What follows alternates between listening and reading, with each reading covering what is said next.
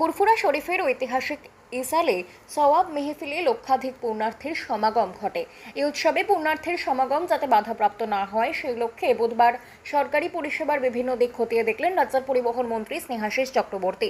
6 থেকে 8 মার্চ চলবে এই মহা মেহফিল।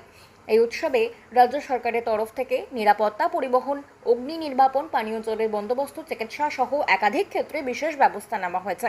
এদিন ফুরফুরা শরীফ থেকে সাংবাদিক বৈঠক করে পরিবহন মন্ত্রী স্নেহাশিস চক্রবর্তী জানিয়েছেন, Barasat, Howrah station, Serampore station, Basirhat, Esplanade, Santragachi, Arambagh থেকে ফুরফুরা শরীফ পর্যন্ত বাস পরিষেবা মিলবে।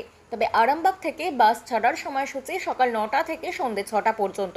সেই সঙ্গে একটি রাত্রিকালীন বাস পরিষেবাও মিলবে। 5 মার্চ সন্ধ্যা থেকে ফুরফুরা শরীফের জন্য বিশেষ কন্ট্রোল রুম কাজ করছে, যা হুগলি জেলা পরিষদ দ্বারা অর্থায়িত। বাড়তি ভিড় সামলাতে সন্ধ্যে 6টা থেকে সকাল 6টা পর্যন্ত ফুরফুরা শরীফে অতিরিক্ত পুলিশ বাহিনী মোতায়েন করার সিদ্ধান্ত নিয়েছে রাজ্য সরকার। সেই সঙ্গে ড্রোন নজরদারি, 128টি সিসিটিভি ক্যামেরা স্থাপন, ব্যারিকেড এবং 5টি ড্রপ গেটের নির্মাণ, আলোকসজ্জার জন্য 5000 মেটাল লাইট এবং অর্নামেন্টাল লাইটের বন্দোবস্ত করেছে রাজ্য সরকার। প্রস্তুত রয়েছে দমকল বিভাগও। চিকিৎসা ব্যবস্থায় 5টি বিশেষ শিবির গড়ে তোলা হয়েছে। এদিন মন্ত্রী আরও জানিয়েছেন, 10 থেকে 12টি অ্যাম্বুলেন্স এবং বাইক প্রস্তুত রাখা হয়েছে জরুরি চিকিৎসা পরিষেবার জন্য।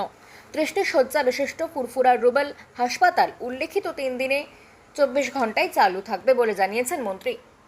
বাংলা খবর, আপনার রাজনীতি, আপনার আওয়াজ।